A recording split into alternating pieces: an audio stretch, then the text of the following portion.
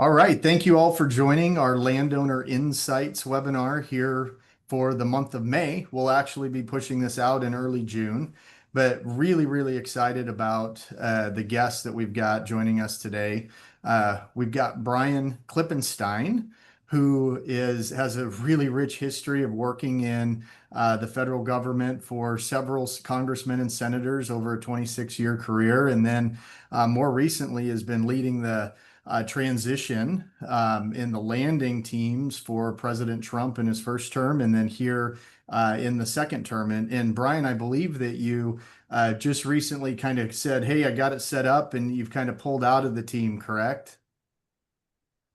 Yeah, that was the agreement. I wouldn't say I set it up. We set it up. They've got a good team assembled over there, and so I could return back to Missouri where I belong. Yes, sir. Awesome. So we're going to get a lot of great insight there, and I'm sure that there's a few things that'll be fun to dig into. And then we've also got Ambassador Gregg Doud, who has a really rich history working in a lot of trade issues, which is at the very forefront of kinds of the uncertainty that a lot of folks in farmland and agriculture in general are looking at right now. And so most recently, I think, Ambassador, you've been working with the National Milk Producers Federation. Is that correct? Yeah, this is about almost 2 years now. Okay, excellent. And then we've got Senator Mike Bousselot, who happens to be my state senator here in this great state of Iowa. That's a little bit the glue that's holding things together. And Mike might be able to give us some perspective on how this is flowing down from a policymaking standpoint at the state level as we get into the conversation just a little bit. So I'm going to move off of the share and just get a chance to get a good look at everybody. And I just want to kick off the conversation here. So, Brian, I'm curious as sort of a starting place, having worked in the transition back in the original Trump term, and certainly from a popular press standpoint, they wanted us to feel like things were a little chaotic, and it's a non-political figure coming into a political office. What's a little bit the difference that you're seeing in the transition over the first 100+ days in the first term versus version 2.0? Well, 2.0 they've been planning for 4 years. That's the best summary. A lot of people who are involved in the first administration had the experience of it, had the experience, some of us with transition, looked ahead, and it's a fairly easy transition to say, all right, if we were doing it again, what would we do? And it's, fail to plan to fail. And this has been going on for about 4 years. A lot of people have had input, some a little, some a lot, very broad range of opinions and people with experience. And Ambassador Doud, certainly among them in all the areas. But they came in particular, I think, most importantly, with an idea that we've got to get people on deck who are capable, who are ready to go early. And on the staff level at USDA, that's been done remarkably well, in my opinion. Thinking about your many years of experience on the congressional staff side, have you ever seen a new administration come in with this kind of flurry of activity? It feels pretty unique. No, shock and awe was the probably the most repeated phrase day in, day out. I remember telling the Secretary of Agriculture Perdue in the previous administration, I said, look, what's unique about the Department of Agriculture is you have what almost by definition is an unmanageable department given its breadth and size and scope, right? But that's only half the job. The other half is you have to represent agricultural and food interests across all the other agencies, right? So you would EPA issue, a trade issue, an interior issue, a labor issue, and so forth. Well, that's true. This administration add on to that DOGE, right? Which for all the good intent, all the need, and we can talk a little bit about that if you want. was a shock to any system, right? You're trying to get people who are affected by the change to work on the change. And some of these federal employees are fabulous. Some of them also not ever experienced uncertainty a day in their life in terms of their own careers. That's a little different angle for some of them as well. But you literally had barely enough bandwidth just to do Doge the first 60 days. But, I understand the need for it. And it was a presidential, no matter what I say here today, remember, there's only one person in Washington elected president, and that was Donald Trump, right? So that's what he wanted. So that's what his employees are supposed to do. And that's what we did. But boy, it took a lot of energy, a lot of patience, and a lot of uncertainty for stakeholders and others. And and finally, I'll just say, with any enterprise that ambitious, you're going to make mistakes. Mistakes were made. The president said that. Musk has said that. In a lot of cases, they were good enough to say, identify a mistake, fix it. Right. But if you got 10 people in a room and said, is this the way you would have done it? You'd have probably 10 different opinions on how you do an enterprise of this scale. Yeah, absolutely. And I definitely want to dive into thinking about some of the agency operations as we get into maybe some of the funding conversation and where that's going with USDA. I think first and foremost, what seems to be the leading topic is the tariffs and what's happening with trade. And Ambassador, this fits right into your background in a big way. What would you give us just in the context of where things are at right now? Like if we want to just sort of level set, it's a chaotic news cycle. There's a lot of information that's being distributed to the public with certain perspective around it. Our conversations with some of our ag economist friends, they're purists in terms of some of the globalist thoughts around comparative advantage, and we should let these things fall out. But maybe if you don't mind just giving us a little bit of commentary on your sense on just where we're at right now in terms of responses to tariffs and getting into some of the trade deal negotiations. Well, let's start with some context here. And I would say that everyone's homework assignment should be this. A couple of months ago, Tucker Carlson interviewed Ambassador Robert Lighthizer for about an hour and a half. He was my old boss. I was one of his 4 Senate confirmed deputies. I handled agricultural trade, which is about $175 billion portfolio. Ambassador Lighthizer lays this out. This is the formation for the first time in U.S. history of an industrial policy, a U.S. industrial policy. Tariffs are just one small piece of this. The most significant component of this, in an effort to make the U.S. competitive globally, is our tax policy. If you read Bob's book, the last chapter of his book, he goes into detail. And in the interview, he takes it even further. Everybody in the world tries to game the U.S. in terms of tariffs, tax policy, industrial policy, regulatory policy, fiscal policy, exchange rates, everything to get access to the best consumer on earth, the U.S. consumer. And his point is very simple. I don't know what the right combination of all these things are. And so to level the playing field, all we need is a little bit of tariff. This is where this 10% tariff concept comes from. And what you've noticed with all the uncertainty here as of the last couple of days, the markets haven't really moved. And there was a great interview this morning. Ambassador Jamison Greer is the U.S. Trade Representative this time around. Jamison was our chief of staff when I worked there. He is an outstanding trade lawyer. And his point is very simple. There's been no reduction in the discussions between countries. One day here a couple of weeks ago, I think he spoke to 7 countries in one day. I can't even possibly imagine that. I think we did 2 countries in one day once and it about killed me. These are extraordinarily difficult and detailed conversations. This is taking time. He indicated today that maybe a couple more weeks you'll have some stuff. There are a lot of conversations going on with a lot of countries, and we're talking about digital policy, digital tax policy, or all kinds of regulatory issues. the litany of things that we have to update in our trading relationship is enormous, and so this takes time. But I think with a lot of countries, Mexico, Canada, Japan, South Korea, Vietnam, Southeast Asia, going very well. I think there are three countries where this will be extremely difficult. Third to last or second to last would probably be India. Next to last would be the European Union, and certainly last will be China.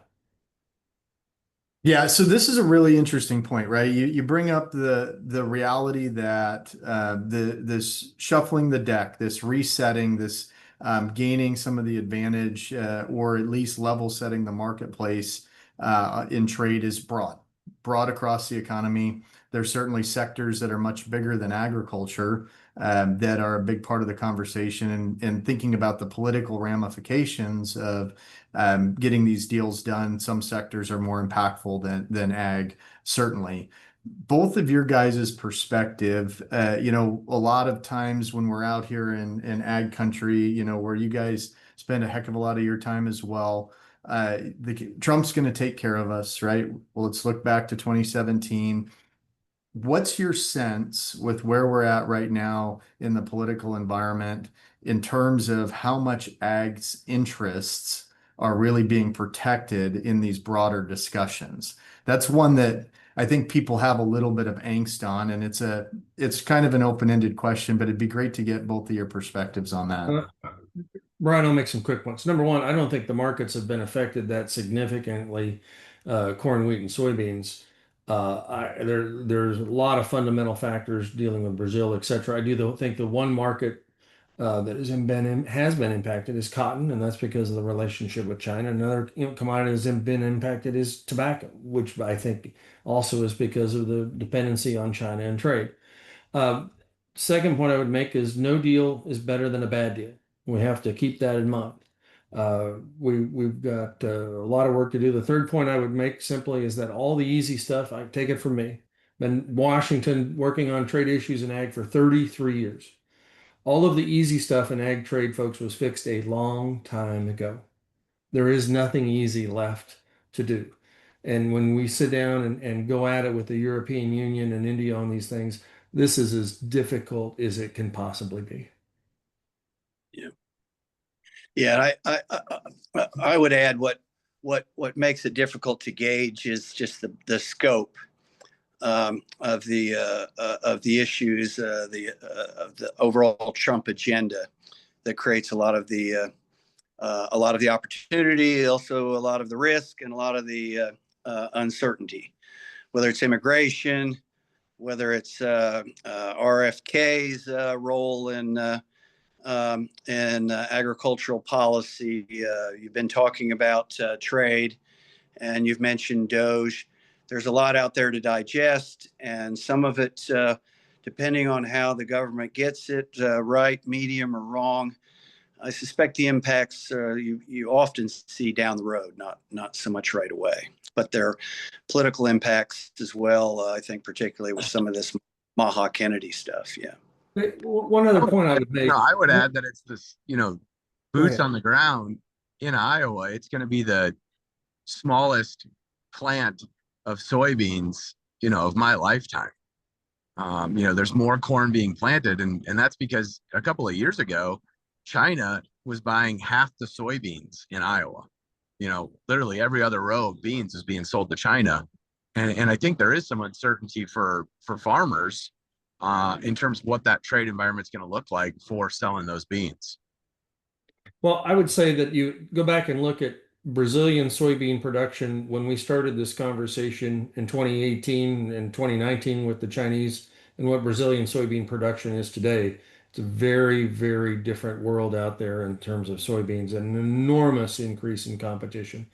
But the other point that I make with folks all the time is, look, you can have free trade agreements with the rest of the world. It does not replace Chinese demand. And right now, I spent 33 negotiating sessions a year of my life negotiating the phase one deal with China.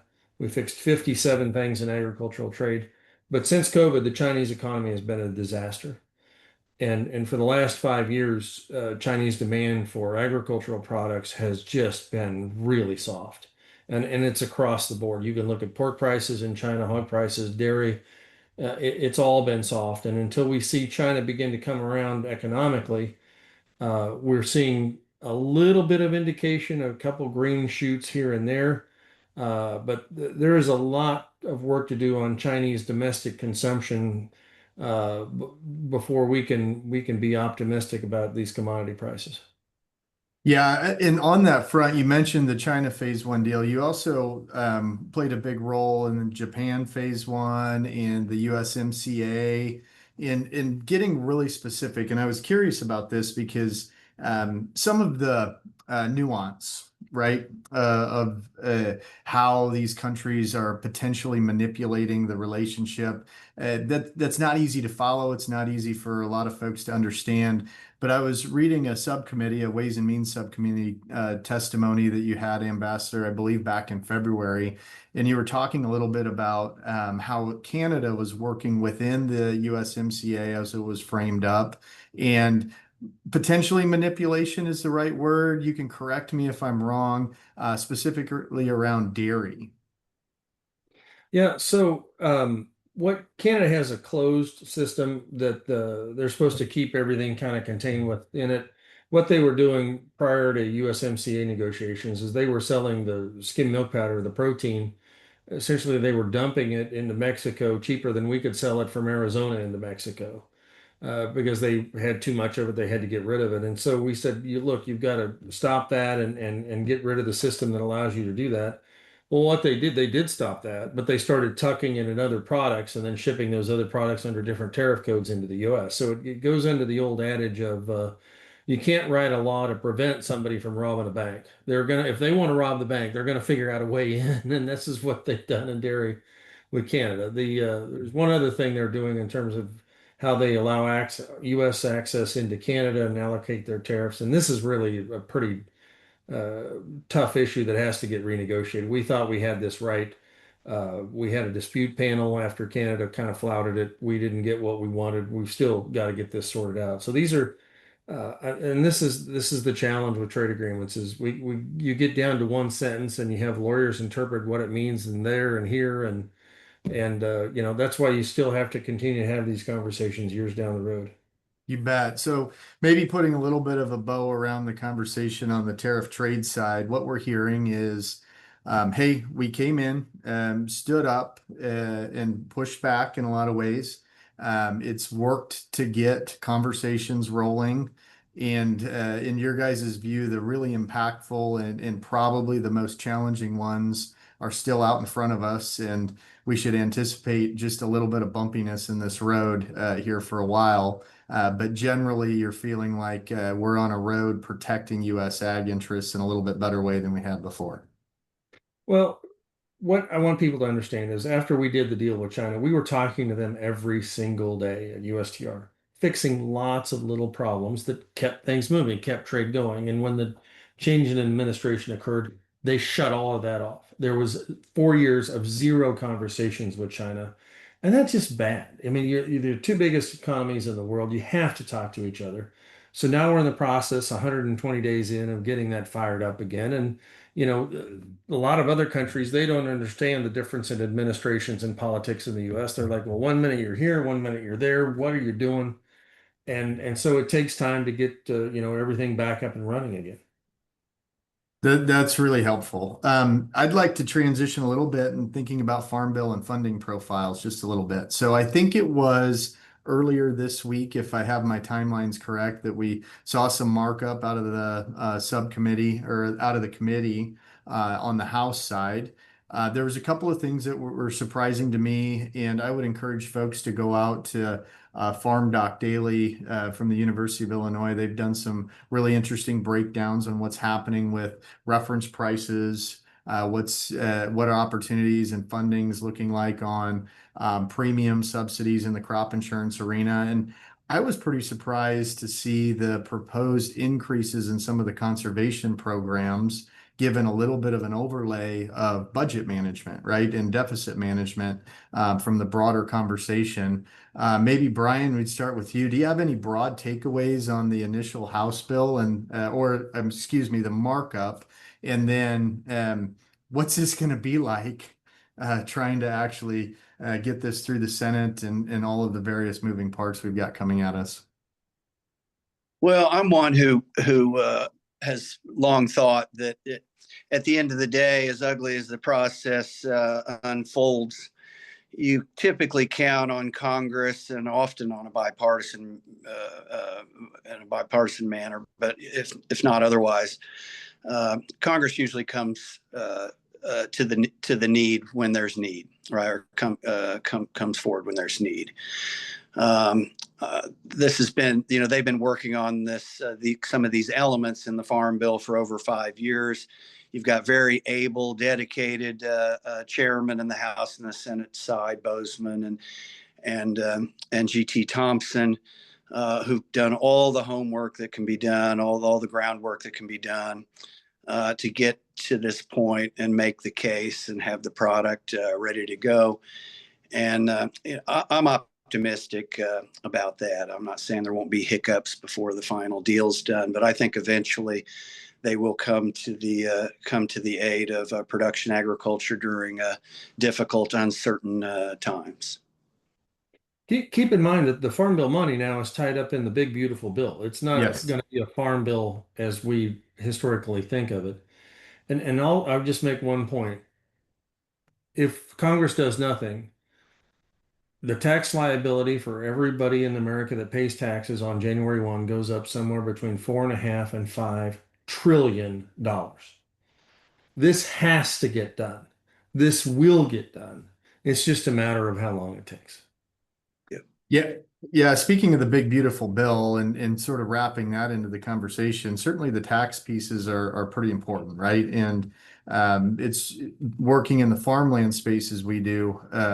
We actually look at the tax opportunities within farmland, right? When we start to think about certain production types or whether that's irrigation, whether that's permanent plantings and the ability to capture depreciation and protect income, or things like Section 180 deductions associated with excess fertility. And so the tax outcomes, we believe, for our farmland asset class could be really, really important, right, going forward. And so I made this point to a room full of congressmen and senators out west last summer. I said, look, you screw up this tax discussion, none of the rest of the stuff even matters. yeah, that's a great point. So you're looking at this as being absolutely fundamental and perhaps even one of those drivers that says, hey, this is going to happen because if it doesn't, it's a major problem. I mean, the taxes go up to a point where you could almost crash the economy. And if you don't believe they're doing it for the virtue of on behalf of the electorate, they don't want to be running for re-election having failed on this point. So I'm with Dr. Doud here. I think we're going to get this done eventually. Eventually. But you guys anticipate it being a little bit of a painful process over a period of weeks, maybe months here? No, it could take the rest of the year under worst case scenario, but yeah, we run into a debt ceiling problem here in August, so we got to roll. Yep. Yep. Well, let's stay on that funding theme just a little bit. And Brian, you kind of talked a little bit about it earlier, shock and awe, Doge coming in. I know there's at least some level of concern. And at a professional level with our business, certainly we have some dependencies on USDA service centers, right? The simple case in point would be something like getting a wetland determination. That seems to take maybe 2 years now. And we think about how some of the efficiency moves, potential staff cutting. I haven't heard much about the actual in-field staff. It feels like the themes have been a little bit more DC bureaucracy oriented as opposed to service centers. But I'd like to maybe just bring up and open the discussion around agency operations and some of the themes that you're maybe feeling as you're seeing some of this develop around what we might see coming down the road. Well, on the good side, look, this has been just a slight bit of background. If you looked at the transition between the previous administration, now you're coming into a department that grew its workforce by 10%. right? Not during war or famine, but it grew during 10%. It sent everyone home, almost everyone home for COVID and didn't bring them back. The Forest Service, which is part of the Department of Agriculture, hired 4,000 workers permanent workers using one-time Inflation Reduction Act money. And then if you take a careful look, as I think Doge has said they have at the real estate portfolio, you find out that the capacity utilization is closer to a third than a half, when about any private sector outfit would like it to be 80, 90, 95%. So the idea that you could come in and just ignore all that and feel that you're being responsible, I think, is naive, okay? And it's irresponsible. So something big needed to happen. But the way this is happening is because it's ambitious as it is going to be painful. Mistakes are going to be made. Corrections are going to have to be made. I wouldn't be surprised in the least if we say, "Holy cow, we have big problems in A, B, D, and G issue areas. The government, the service is lacking. We're going to have to redeploy troops. We're going to have to ask for extra funding." But on the top line, Greg and I both worked with folks in Washington, know a lot of these people. There's some extraordinary talent that walked out the door when this happened. Everyone's replaceable, but sometimes it takes more than a minute. So I say there's going to be pain, and it's going to be months before we fully appreciate it all. But I do think the good news is this does not appear to be a bunch, certainly at USDA, who says, well, let's stick with a bad decision. I think their attitude is let's get it fixed if we identify a problem. Excellent. That's really helpful. Are you seeing cuts all the way down into the service center kind of level on the docket? Yeah, I don't think, and this isn't insider information, but I'd be astonished if there weren't other shoes to drop. So it's not whatever if you think this might be the end of it, I'd caution against thinking that. Got it. That actually makes a lot of sense. One just quick cycling back to this original House markup in the funding. Was there anything that surprised you guys in terms of specifically thinking about the reference price story, maybe the crop insurance premium subsidies going up, or the conservation program funding actually scaling up? Was that surprising in any way? I didn't think it was. I thought it was the very best chance Congress had to get those important features into law.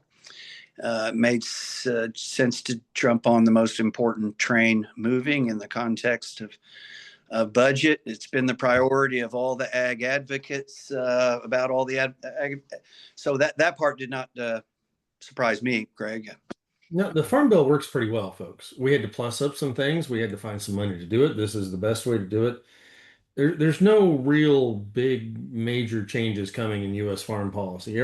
This is been pretty straightforward here for quite some time, and it's working. And so now we do, there's some spots we have to plus up here and there and do this and move forward. One policy shift that's been fairly to cut in there. Oh, sorry, Mike, go ahead. Wouldn't you say some of the problem isn't that there's not big shifts in farm policy or biofuels policy, but they've been slow to be made? I mean, you can look at renewable fuel standard, which I know EPA put something out on today, or how the small refinery exemptions are going to work, or 45Z. I mean, a lot of those conversations, which were put off under the last administration, we're still waiting on answers because the new team's come in and is digging into them and doing it in a really smart and diligent way. But it's taking time to get to the bottom of it. And so it's not that it's new, but it's just that it's delayed. Yeah, the biofuel conversation, that's a little bit of a different conversation. And the problem is the industry evolves and changes over time as well. The industry is very different than it was when Trump 1.0 was around too. So after 4 years of, you're right, just sitting on your hands, now you kind of got to dig in and wrap your head around where you're at and where the other conversation, where do you want to go? Where do we want to take our biofuel policy in this country going forward? Yeah, that actually leads right into the discussion around renewables, right? And the energy mix. Major policy shift, right, with the administration change, and we had the huge amount of money that was in some part of the process of allocation or distribution coming back from the Inflation Reduction Act. That certainly sent a go signal to a lot of private developers of renewables. It feels like there's a lot of projects that are still potentially moving forward. It feels like there's some where they're getting just a little bit of cold feet, or we may be more likely that they're going to let development periods expire. From a farmland and an ag economy perspective, these things do have real impact, and it's not clear that we have great signals that are allowing private capital when it makes sense to continue moving. So I'd like to open a quick discussion there on what is the sense around renewables policy from a subsidy standpoint when we're talking about electricity generation, or some of those key driving policy elements from a biofuel standpoint, which is obviously very impactful for a lot of U.S. Row crop production. I'll just say quickly, there's two points that I would make is that I think the Trump administration policy on energy is all the above. When they want all of it. And so, then the other side of this, and in terms of the Inflation Reduction Act money, there was some good stuff in there, and there was some really hokey stuff in there. And it takes time to separate the wheat from the chaff. And once you go through that and get that done, then you'll see a lot of this stuff, I think, break loose. But it takes a little time to do that. Yep. Yeah. Yeah, I'd note too, Michael's point before, by the way, the 45Z, that was included in the big beautiful bill, I think, as well, 2030, 2031, I guess, something like that too. Again, my expectations are favorable. I get a little more pessimistic. We don't know where trade is, the MAHA Kennedy stuff, immigration, but on renewables, I think they're going to get to stay on and get to the right place. And these farm support programs, I think have farmers' backs on that too. Let's maybe get one that's a little bit more controversial into the ag space here, and we talked about the Make America Healthy Again just now, Brian. This feels like there's kind of an unknown set of potential future obstacles that could emerge.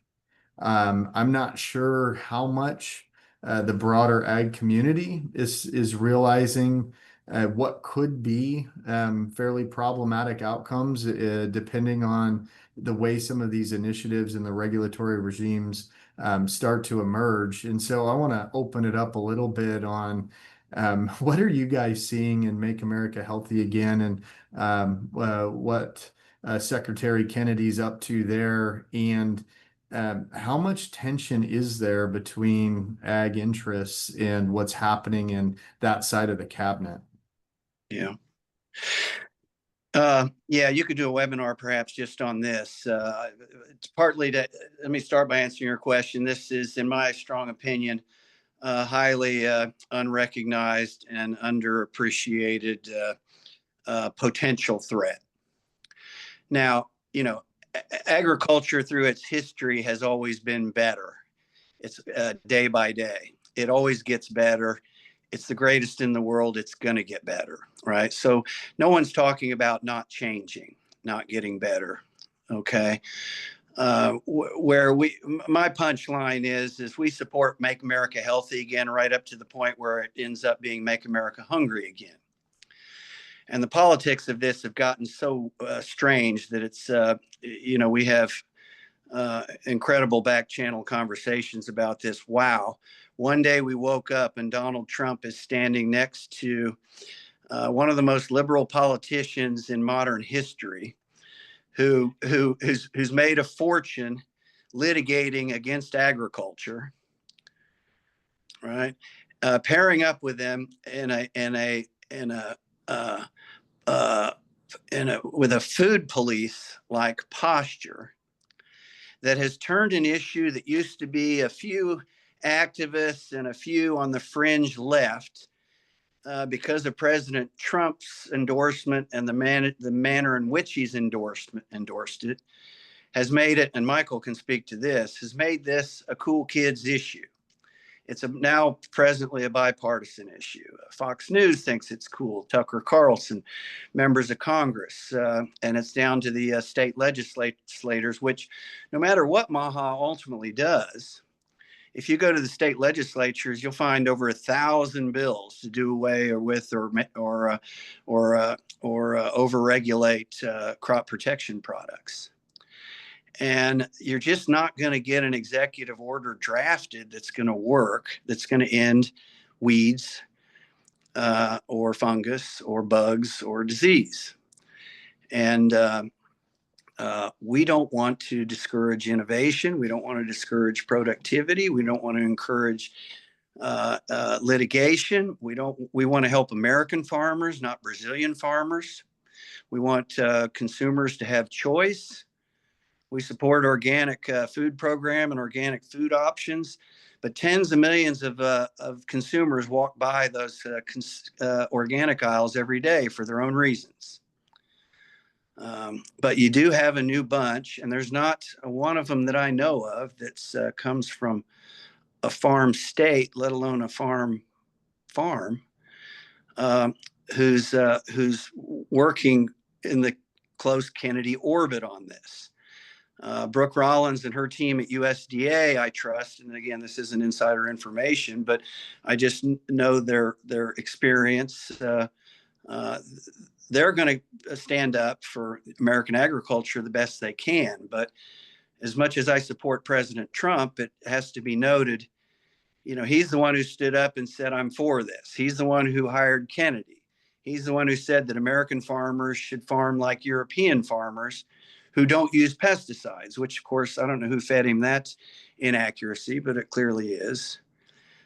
So Brooke Rollins and USDA has their hands full on this one, and the farm groups do too, trying to socialize this in a productive way. The last thing I'll say is you can make a lot of headway on some of the things they're talking about, and Gregg's been at the forefront, for example, of trying to get whole milk back where it belongs. There are a lot of wins that can be had with this, but the campaign is over. And people like RFK, who comes in and thinks that you can market an idea while at the same time defaming good people, what they do, right? Their value, what their intentions are. You're just not going to get anywhere when he treats, and some of those people in his orbit treat those in agriculture the way they treat them. Interesting. So in terms of speculating what potential MAHA impacts are, you guys primarily concerned around the ag input side? There's a lot of conversation about seed oils and what may be happening from a health standpoint on that front. What's your sort of assessment of that potential threat that you mentioned, Brian? Where does that come at us, do you think? Well, litigation, I think for sure, and I'll let Senator Michael Esquire speak to that as well. But I also think that the states are going to do things that are nutty and counterproductive. We have a science-based system. It's a risk-based system, right? It's to get a product approved. It's like you have to pull them through a knothole to get there. It's very likely to make them even more overly cautious. And the irony is that you'd like to see new products. These products keep improving, but they're going to end up with a regulatory system that is probably more restrictive. Meanwhile, Brazil's not having this conversation. They're not talking about how to make their farmers less competitive. But the litigation, that's what I'd keep a close eye on. That's Secretary Kennedy's, that's his pedigree. And that is, sometimes you should be a politician. Kennedy was on Fox News, I think in October, November, and he said, I just need to get into HHS, get the science, and then let the trial lawyers do the rest. I believe him. Yeah. Well, and Yeah. that's where we're, first of all, I think the president's right to say, make America healthy again. Look at the population and, in terms of obesity or diabetes or any of the health challenges we face. And it's also, I think, an admirable and just goal when it comes to saying, okay, well, we'd have $4, last I checked this morning, $4.48 a bushel corn, and cost of production was $4.75, $5 a bushel to produce that corn. That's a losing proposition. And if you start to create markets for value added opportunities for agriculture and making agriculture and America healthy again, that's a great thing. The problem is the folks that are attacking it, the trial attorneys, look at that issue and where it's coming home to roost in Iowa on glyphosate and on inputs, like you mentioned, Dave. You have trial attorneys suing glyphosate manufacturers, more than 20 glyphosate manufacturers in this country, winning lawsuits for billions of dollars, and not on the sake of negligence, not saying that product caused harm, but on the name of, you should have warned me that there were risks to applying glyphosate to my garden or to crops. Well, it's just hogwash. You think that any of these manufacturers don't want to just put a label on there that says, hey, there might be side effects to using glyphosate? That's common sense if they can avoid billion-dollar lawsuits. It's that they can't. They have to use the very label that the FDA prescribes. And if they don't, they can't sell the product. The FDA is doing tests on the impact of glyphosate, which, by the way, is used in more than 100 countries around the world and has never been shown to be a carcinogenic product. But trial attorneys, that's why they don't sue for negligence, they are suing to put glyphosate and American glyphosate manufacturers out of business, and glyphosate on, and using the name or the banner of MAHA. But glyphosate is also the number one, or at least one of the most impactful tools a farmer has to improve yield. And we know that because it's something that farmers have used and used successfully to have more crops than ever on less land than ever. And so that's a concrete example of a real problem that we're seeing, with the agenda, in my opinion, being taken over by trial attorneys, and they're flying that banner. But the reality of it is not in the name of health, and it is not in the name of, make American farming great again. Well said. Dave, one point I would make in all of this for those that are investors in agriculture. On the positive side, we see folks realizing that animal protein and animal fat and milk, whole milk, are good things and not bad things, which we have to get our society to understand this. But I would make this point simply. Globally, this goes back to your point about the price of corn. If you look out over the next many years, the supply of animal protein in the world comes nowhere near meeting the demand. And if you look around the world and try to figure out where we're going to make more of this animal protein, it is very clear. It is in the United States.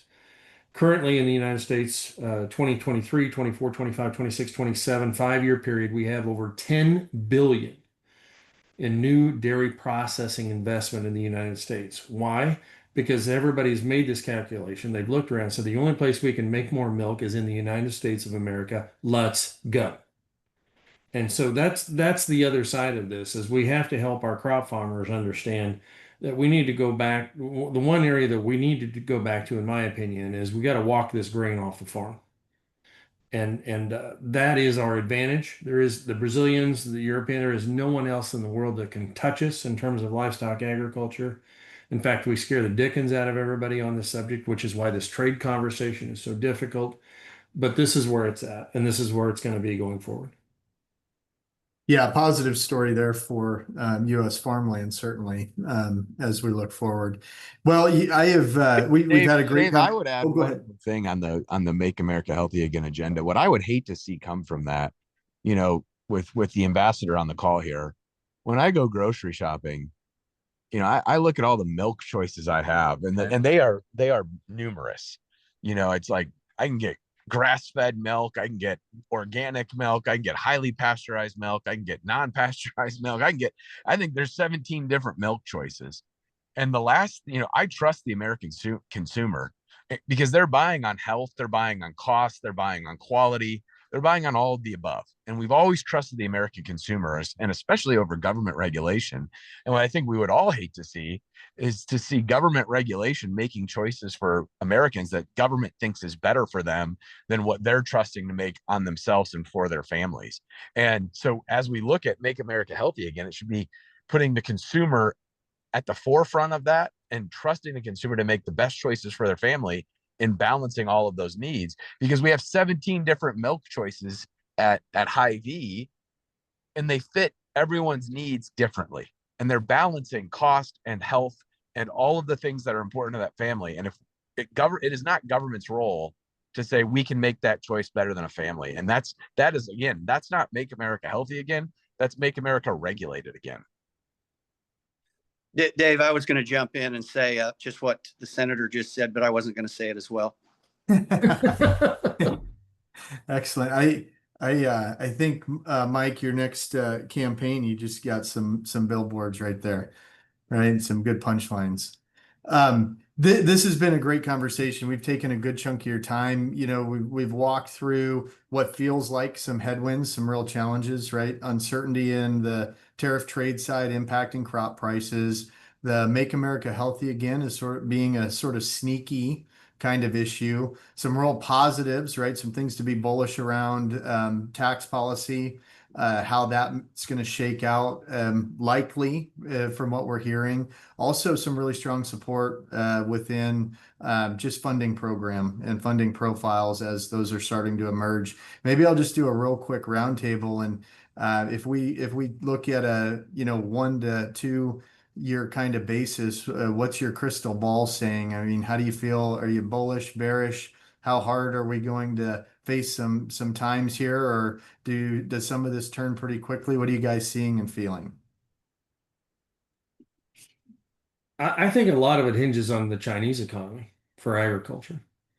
And we're seeing, like I said, we're seeing a little bit of signs there, but they're a big buyer of all kinds of this stuff. And from the corn and soybean side of the equation, I would just close with this. And this is a quote I'm known for, and I got to get it in here. Just remember, pigs and chickens are not pigs and chickens. They are little walking piles of corn and soybean meal. Yep. Yeah, well, I'm normally positive. When you look at the prices relative to the input costs that the senator mentioned before, and you look at this matrix of uncertainty that we've been discussing, and we didn't discuss immigration, and I'm not starting that, but what it leaves us in is a reliance in about everything needs to go right on a lot of things.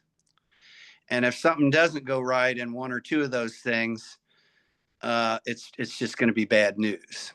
So the positive side of me says, hey, America always finds a way. The Vegas side of me would say the wise bet is on the side of a healthy dose of concern. Yeah, I mean, this is the first year of my life, I think first year ever, where Brazil is going to outproduce not only the United States on soybeans, but they're going to outproduce the United States on corn as well. And, we need to be diligent. I think the one big beautiful bill is going to pass this summer. The president has said that July, 4th is his deadline for that. But I think, as the ambassador noted, there's a debt ceiling fight in August. I think we're going to get something and some certainty in that realm this summer, and certainty and unleashing American incomes again, and giving some tax is going to also propel our economy, which is going to have a positive impact on the agricultural economy. Well, I don't know that we gave anybody like firm answers on anything, but I certainly absolutely appreciate your guys' expertise. Thank you, Senator Bousselot. Thank you, Brian. Thank you, Ambassador Doud. Always great to get some insights on some issues where there's uncertainty, even if we can't necessarily call the endpoint just yet. Just getting some perspective is really useful. So thank you all very much for your time, and look forward to talking to you again sometime in the future.